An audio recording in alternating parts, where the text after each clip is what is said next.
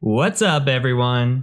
TCM here, and welcome to this new, perhaps mini-series called Pentesting for Dummies. This is episode 1, and this is the last PowerPoint slide you're going to see. Let's go ahead and cut right over into Kali. So we're going to be doing everything in Kali Linux. If you have never installed Kali Linux, then you're probably a little bit behind in where you need to be. This mini-series, or however long it goes, is going to be for the bare beginners, but I'm not going to start with how to install Kali, how to sign up for Hack the Box, etc. We're going to dive in knowing that you already know how to do this. So if you don't know how to install Kali, you don't know how to get access to Hack the Box, check out some other videos on my channel titled How to Install Kali Linux, and you'll get there. So from here, with a base install, I'm going to go ahead and log in and tell you a little bit about what we're going to be doing in this mini series. So I am going to be doing Hack the Box machines. I am logged in here to Hack the Box, and what I have done is I have filtered out everything by easy machines that are not live. Obviously, I can't do live machine walkthroughs. And what we're going to do is we're just going to go through maybe all of these. I don't know. I'm going to do these, and I'm going to break these down at a very basic level. I'm going to take it and explain everything that I can, like the audience is 5 years old, and hopefully give people a better understanding of the details and the ins and outs of everything that's going on. And you might say, hey, there's already other videos out there and write-ups and everything on walkthroughs. Yes, that's true. You could find a legacy walkthrough or an Arctic walkthrough. Other people do it. But my goal here is to differ from those people. I'm going to try to explain everything as best and clear, concise as possible. So what we're going to be doing today is I've already logged in to Hack the Box. Now, if you don't have a Hack the Box account, you do need to quote unquote hack your way in. If you cannot figure that out, maybe this is not the right course for you quite yet. Also, once you're logged in, this does require VIP access. I enjoy VIP access. It's $13 a month. I'm getting no kickback from this. So please note, this whole course is going to revolve around using Hack the Box machines. So if you have a Kali Linux machine and you are newish to Hack the Box, this is for you. If not, you need to get to that level before starting this. So today we're going to go ahead and start with Legacy. And Legacy is going to be a Windows machine. The reason we're starting with Legacy is Windows is a very familiar operating system. The difficulty rating is very easy, as you can see, and I think it'll be a nice introductory video on what to do. So I've connected to the network. I'm going to open up a new tab, and I'm going to start with my scanning process here. And in order to scan this machine is going to live at 10.10.10.4. I'm going to type in the command here. And I'm going to hit enter. Now, this should give you time to type it in and follow along. While this is going on, let's talk through some things. First things first, we are running a tool called Nmap. This cool tool is network mapping. So it stands for network mapper. What we're doing here is we are looking for open ports. Now, Nmap can run on the TCP side and the UDP side. Right now, we are working on the TCP side. So what we are doing is the syntax here is we are scanning for all here. This capital A means all. We're searching for everything. We're searching at a -T, which is a speed of 4. The speed runs 1 through 5. And we're looking through all ports, 1 through 65,535. Don't quote me on that. I'm not sure, but I think that sounds right. And then lastly, we're scanning against this IP address. Now that may be a little confusing and I may have gone through that quick. So let's go ahead and just do a nmap --help and we could talk through this a little further. So if you're ever confused with anything and you need to know what syntax is, if you come into a -- help of a program, or you can use the man command in Linux, you're going to get something similar to this, a printout of all the commands and what they do. So let's cover again what it is that we just did. Now we did nmap, and nmap by default runs this -ss. We didn't actually have to type it. So this stands for a stealth scan. Now a stealth scan is a basic scan. It was meant to be stealthy back in the day, and it's really not. We'll talk about this here in a second. There's also the -su for UDP scan. So really, all you're going to be using is between these two. You're going to want to look on the TCP side and the UDP side, and we'll talk about that as well. So we need to specify what ports we're going to scan. If we just leave it out, if we take out the -p-, we're going to be scanning against the top 1,000 ports. Now we can specify specific ports like port 22 here, or they've got port 53, 111, this is UDP here. So you can specify specifics, you could specify a range, but it's really just easier to scan all ports. If you're scanning the top 1,000 very quick, maybe that's okay, but in all reality, it's best to scan all ports because you don't know if a high number of ports going to be out there that's not a common port that's running some weird service, and you don't know what's going to pop up. So on the TCP side, very important in my opinion to be running -p-. Now when you're scanning UDP, you don't really have to specify the ports. If you were to scan all ports on the UDP side, you're going to be scanning forever. So my opinion is to just leave out the ports on the UDP side, scan the top 1,000, and play around with it. Get accustomed to how you like scanning. But for me personally, I don't miss much by not scanning outside the top 1,000, and I don't have enough time to wait for all 65,000 ports to report back on a UDP scan. So coming through and doing a little bit more, we could skip down just a little bit. You see a lot of stuff in here that we're skipping over. SV, we're doing service detection, -O for OS detection, operating system. Now, those are actually all covered if we scroll down under this -A. So we're doing OS detection, version detection, script scanning, and trace route. So we don't need to specify all those switches. We just need to specify a -A, and it works just fine. You can see down here somebody specified -A as an example. Perfect. Okay. And then the last thing is this timing. So we've got a T1 through T5, and it says the higher is faster. That is accurate. I personally like to scan at a T4. You could also get away with scanning at a T3. I have noticed no performance issues or missed ports running at either of these. Now T1 might be very slow for you and T5 might be fast, but T5 might miss some things and T1 might take forever if you're in a time crunch. Now we've been scanning this already and we're at 99%. We've been scanning for almost 5 minutes here. And you can see that an average scan may take anywhere. I've had them take from seconds to over an hour before. But this is my method here, right? This is the easiest, simplest way to scan a machine. You will see all kinds of nmap syntax out there, and maybe you find something in here and you start playing around with things like max retries or rate limiting or something else that really, you find your niche. My niche has always been keep it simple, stupid, and that's exactly what I'm going to do here. I'm just going to keep it very, very simple. And for this machine, I am scanning on TCP. I am not scanning on UDP. We will focus on that in a later machine that actually needs the UDP scan. But in a perfect world, and in theory, you should be scanning UDP as well.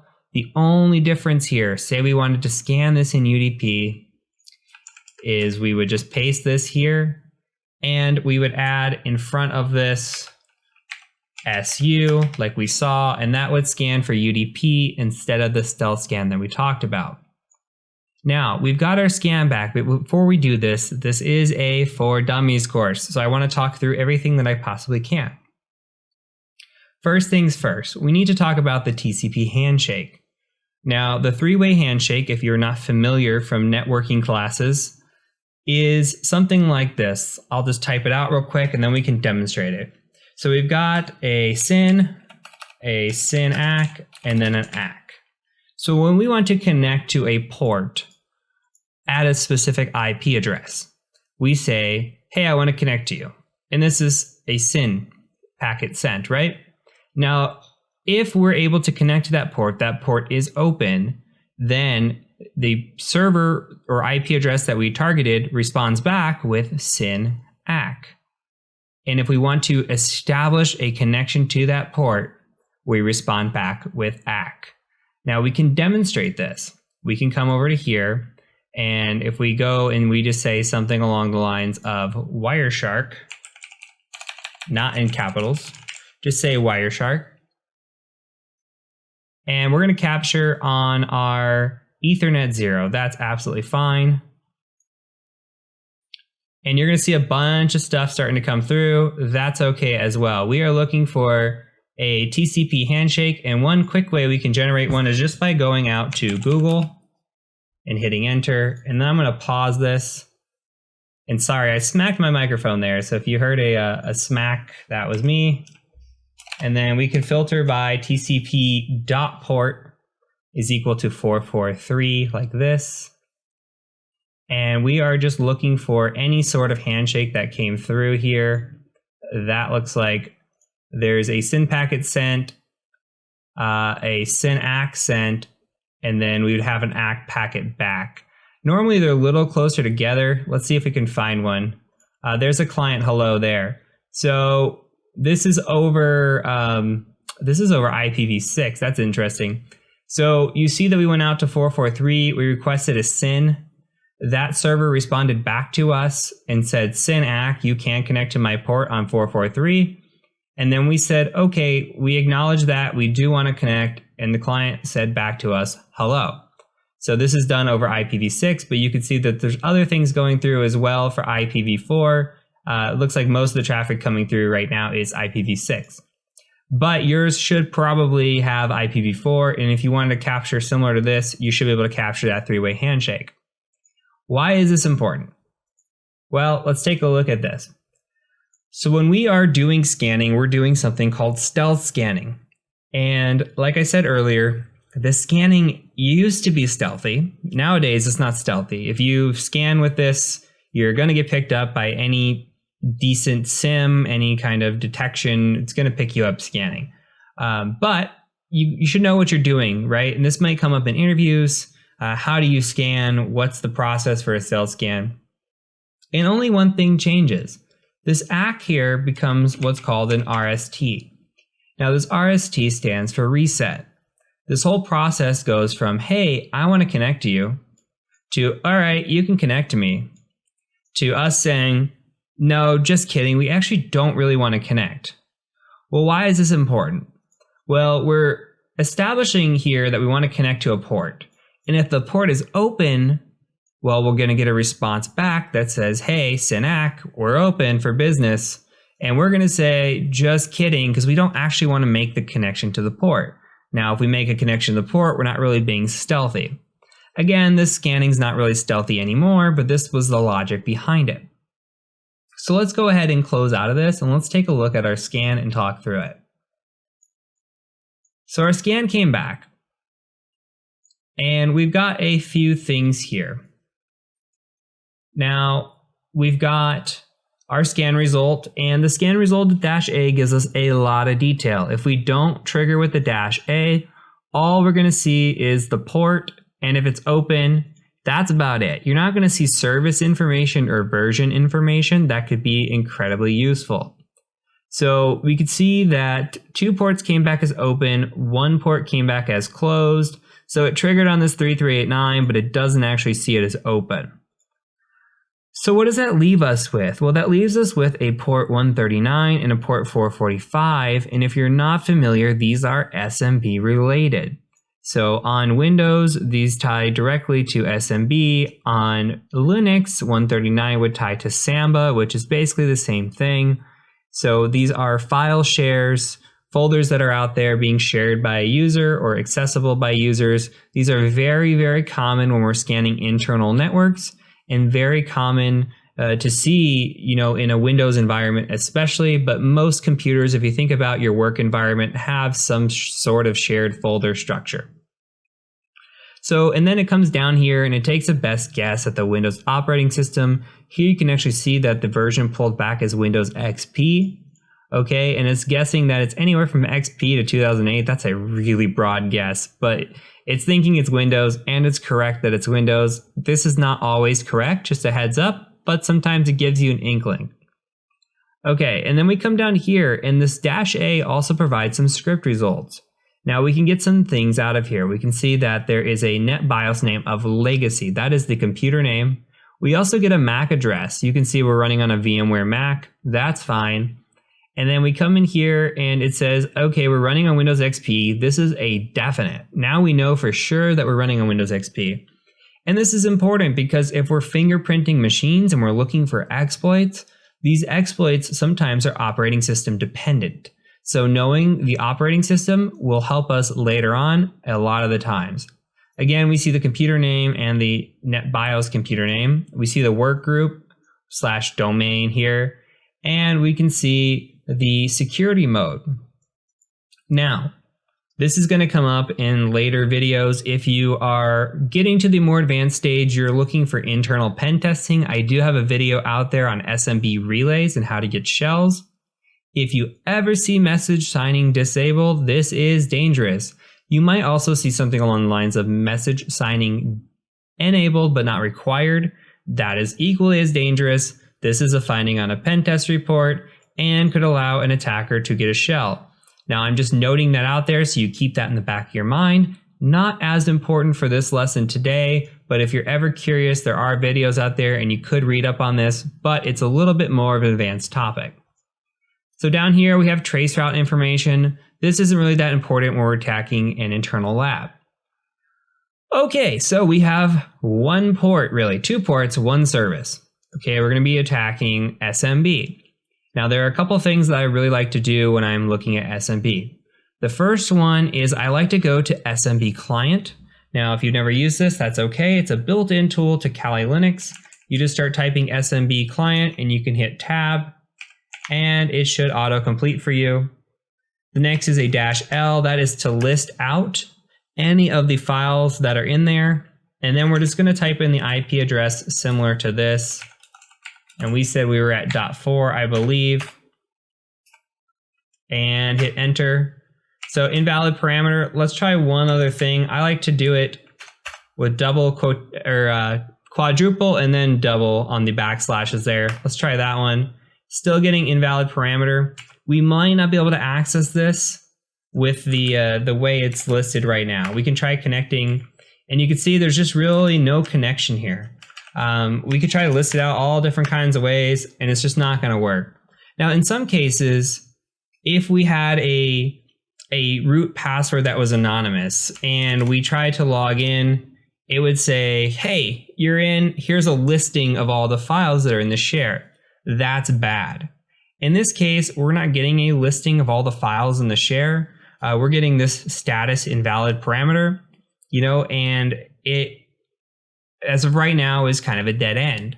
And that's okay. So if we were able to connect, which you'll see in later videos, we can use SMB client and say there was like a common one is a .admin folder here, and we say admin, and we want to connect to that. We could try to connect and it would let us connect with password or no password. Then we're money, right? We can enumerate the share, we can pull down information, but here we're just not getting any access at all. So, and that's fine. So what we're going to do instead is we're going to enumerate this a little further. Now, a tool that is out there and you may have heard of is called enum for Linux. I don't like using this. If you like using it, that's fine. In my case, in most instances I've ever tried using it, it has not worked, has been broken. So what I like to do is actually run Metasploit, which is MSF console. Hit enter on that, and it's going to take a second to spin up, especially if this is your first time spinning it up. Now let's let this run here, and then I'm going to search for SMB_version. Now, this didn't come up when we first did our Nmap scan, and that's okay, that's kind of common. But we can copy this auxiliary scanner here, and we can use this to try to detect it. Now let's talk about Metasploit as well. And I should note that my explanations, I'm not going to repeat myself as we go further and further into videos. I'm going to assume that you have watched the previous video and that you kind of understand where we're at as we go along. But this video is probably going to be really, really detailed and broken down on some of these topics, especially if you've never seen it before. So auxiliary modules. Now there's a few different modules you can see here. There's exploits, auxiliary, post, payloads, etc. Metasploit is a treasure trove of options. Now what we're doing is auxiliary, and we can think of auxiliary as pre-exploit. So auxiliary is our scanning, our enumeration, our information gathering. There are over 1,000 different auxiliary modules. In this instance, we are using an auxiliary module to look for an SMB version. It does not always work, but it works a lot. Now the SMB version is really, really important if we can pull it down, because historically, SMB has been incredibly vulnerable. If you can think back to most recently, we have had the WannaCry / Eternal Blue / whatever you want to call it, the MS17-010 exploit ran off SMB. And in the past, as you're going to see in a minute, there have been numerous SMB exploits. So because of that, it's very critical to try to detect not only the version, but the operating system you're running on, because that is important as well.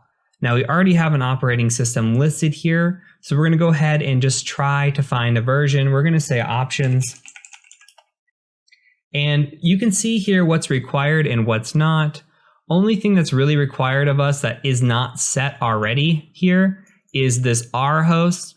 So that stands for remote host. All you can think about is that's what we're going to be attacking. Now we could say set R host 10.10.10.4. Now, if this module can only take one host, it will say R host. If you notice, this can actually take multiple hosts with an S. You can enter in a CIDR notation, and you could do something like /24 if you're trying to see every single machine in the network. But in this instance, we're only attacking one box. Setting one R host is fine. Okay, we can say options again just to make sure it really set for us, and then we're going to type in run. Or if you really want to feel cool, you can type in exploit. Either way, it'll work. And we can see here, okay, now we are running Windows XP Service Pack 3, and it really doesn't tell us anything else about the SMB version. That's a bummer. So we don't know anything else about SMB version. That's okay. We can start with what we know. So we'll copy this information then, right? And we're going to go out to Firefox and just go back to Google if you went to there when you were doing our handshake, and we'll just paste this in, and then Google will learn you eventually, but if you start typing in exploit, it'll start coming up, right? So we can start looking for the different types of exploits that exist. One that I like to look for, there's two websites, okay? In my opinion, there's two websites that I look for right off the bat. One is exploitdb.com. We can open this one.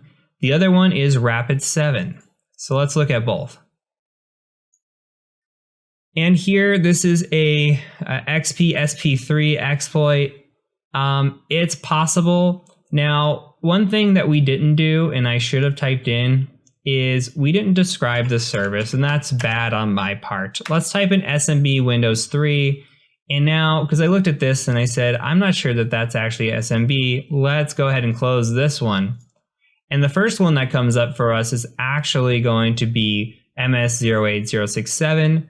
Now, this is possible that this is on exploit database, but you can see one of the things that comes up on your saved tabs if you're on a newer version of Kali is your exploit-db or exploit database. This is where you're going to find a lot of exploits that you can just download, perhaps modify and run. But here today, we're not going to have to do that. Rapid7 is the other website that I like a lot. Why is that? That's because Rapid7 actually makes this here, our Metasploit. So because they make Metasploit, and because it's Metasploit module, we come here, we can see that this is actually a Metasploit module That means we can just run this in Metasploit and perhaps get a shell. We don't have to mess with exploits off exploit.db. We don't have to download anything. It's already built into a tool that we have. Okay, so let's go ahead and just look at the directions here. It's always best to read the instructions and see if this has to deal with what we're dealing with.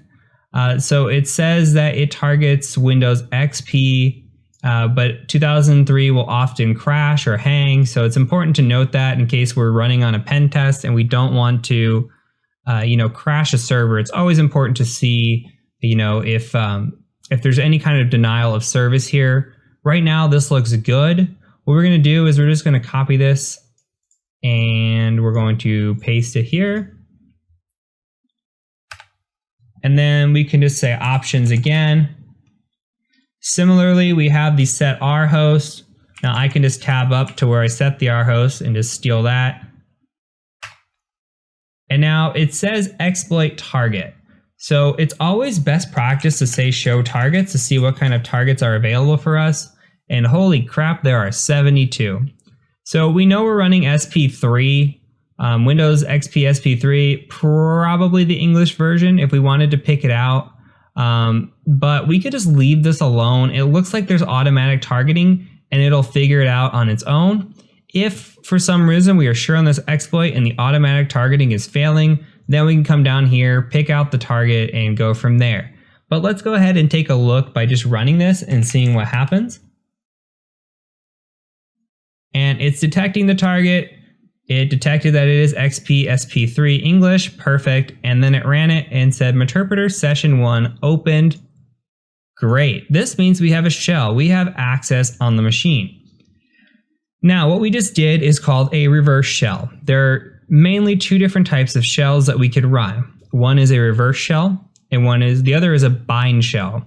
Now, reverse shells, what they do is we set up a listener. We set up a port that we're listening on. You can see this handler here. So we're listening on port 4444. When we exploit the machine, we tell it, hey, connect back to this IP address on these ports.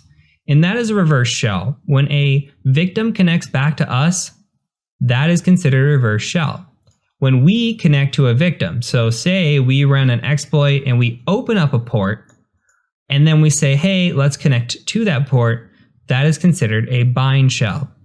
The majority of your time when you're doing lab testing is going to be running with reverse shells, even when you're doing internal testing.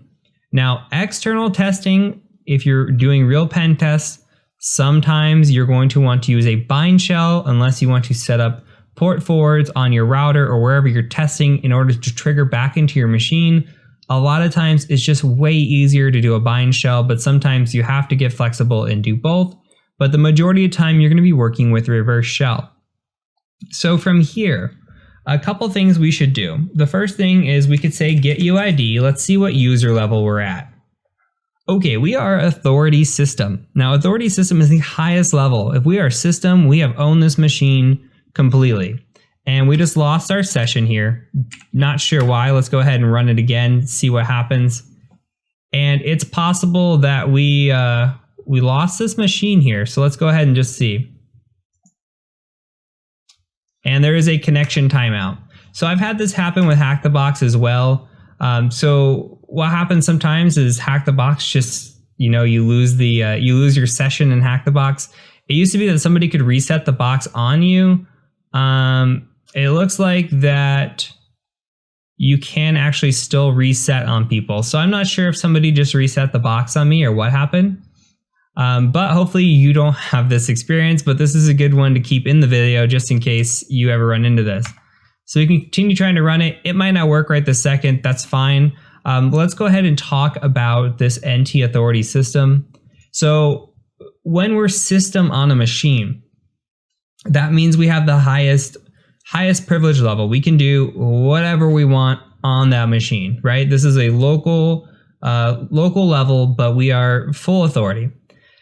This is equivalent, if you're a Linux user, to being root on a Linux machine, okay?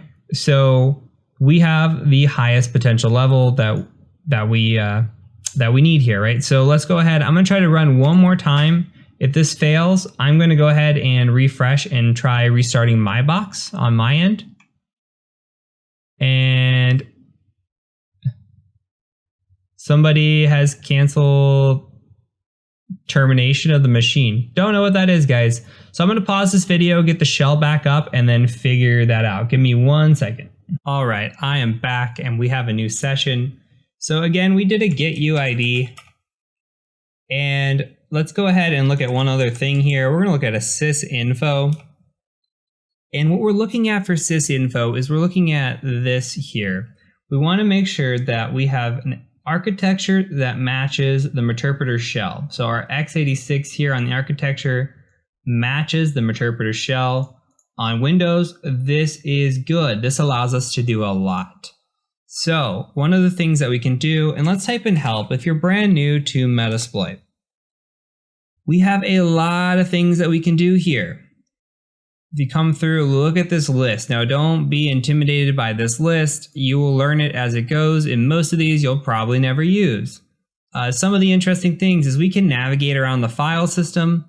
We can download files from the file system. We can upload files to the file system. We can make directories. We could do a lot of Linux commands that are typical if you're used to using Linux. There are some great networking commands. Now, if we're doing post-exploitation, we get a shell on the machine, and we are in a real network. Looking at the ARP table or the ARP cache, really good. Looking at your IP address, your ifconfig, ipconfig, really good. Looking at your routing table, really good. Netstat, same thing. So looking at where you're at from a networking perspective, once you get a shell, very, very good idea. Some other things that we can look at. We can see what processes are running. This is very useful. We can shut down the machine if we want to. We can do some crazy stuff too, like key scan or keystroke dumping here. We can capture the keystrokes and we can dump them. Very scary. We can do a screenshot of the desktop. We can do a screenshot of the webcam. We can record the microphone. This can be incredibly malicious, right? These are things that we should not be doing unless we have absolute permission to do them. So Metasploit is just to show you it's a very powerful tool. Now there's a couple things in here that we can do. If we did not have authority system, we could try to just type in get system. Sometimes this crashes a machine. So if you have a shell on a machine in a network and you're doing a real pen test, be very careful with this. Perhaps ask how sensitive the machine is, and if you crash it, is somebody available to turn it back on? So know of this one and know of this one, hash dump. Now let's type in hash dump. Now hash dump is dumping the SAM. Now the SAM is what stores our local user passwords, and we are dumping the hashes here. So with these hashes, we can take these offline and use a tool, something like John the Ripper or Hashcat, and we can try to crack these against a word list. Now, if you've never cracked passwords before, this is something maybe you should look into. If you're at this point, take these offline and go try to crack them. I have no idea what's going to come up. You can eliminate the guest, the help assistant, and probably the support. I would try to crack the administrator password and this John user account and see if you can get either of them. As I said, I haven't done this before, so you could try and see if either of them are crackable against a word list. It's always good practice. Now, another thing you could do is copy the hash here, the second part of the hash, and you can use tools like crackmapexec or psexec. There's a lot of tools out there where we can take this hash and try to do something called pass the hash. Now, it's not going to work in this network, and that's okay. This whole lesson and course is going to be about enumeration and exploitation. It's not really going to be about all the advanced attacks we can do. There are other courses out there. The Zero to Hero talks about these topics as well. So what we're really after is, again, enumeration and exploitation, but I'm giving you some ideas of things that we look for once we're in a machine. This hash here, we can pass that around, see if it gets us into any other machines in the network. Again, it's not going to work here because we're only against this one machine in this one isolated network. And we could try again to crack it, and we can see if that password, that admin password, logs us in anywhere. I have, in a personal experience, never cracked an administrator password, but gained access to every single machine in a network because they were passing the hash around. They were using the same hash on every single machine. So very critical to check this, try to pass it around, see where you can get access to. Very, very easy to do. So from here, we can also type in the word shell, and you will notice that this gives us something similar to a command prompt. If you are following along and you're doing these machines, and you want to have some fun, take credit, one thing that we can do is we can cd over to the users folder, and looks like, let's cd to C. This is an older machine. It's going to be something different. It's going to be documents and settings. So we'll cd into documents and settings, and then we'll say dir here, and then we can go into John, and we can say dir just to show you, but we could type, go to cd desktop, and then we're gonna say dir one more time, and we'll type in type user.text. Now you can take this, and I don't know if I've already done this for this machine, but you can copy this one. You can come over to legacy, and then you can just go into submit user flag, and that'll work just fine. So it'll submit your flag for you, and then you can do the same thing with the root. So you can just go, cd administrator / desktop, and then on the desktop you should have the root.text. You can go ahead and type that and also capture that that flag there and submit it to hackthebox. You won't get any points for it, but you can count it underneath your own, so that way you know which ones you've done before and you haven't done before. So with that being said, other things that we're doing in the shell here, we can be looking for sensitive files and data, things that are out there. If you like to navigate around a shell, you can absolutely do the same thing from a Metasploit / Meterpreter shell. So we can hit Control C and go, yes, we want to cancel, but we're still in the shell, right? We could say pwd. We could cd to c// like this, pwd. And there's a little bit of character escaping. You saw I had to use 2 backslashes. That's pretty standard. We can do a dir here, and you're seeing pretty much the same stuff that we just were. So you don't actually have to dive into a shell. This is just showing you the flexibility of Meterpreter. So that is it. This is me breaking it down, as low and explain like I'm 5 that I can for you guys. If you want to see more of these videos, this is just a trial run. Please do let me know. If you like the video, please do hit the like button, the subscribe button, tell a friend, share it on Twitter, share it on Reddit, the interwebs, whatever. You guys have been awesome. You guys have, really, we've been growing significantly, and I owe it all to you.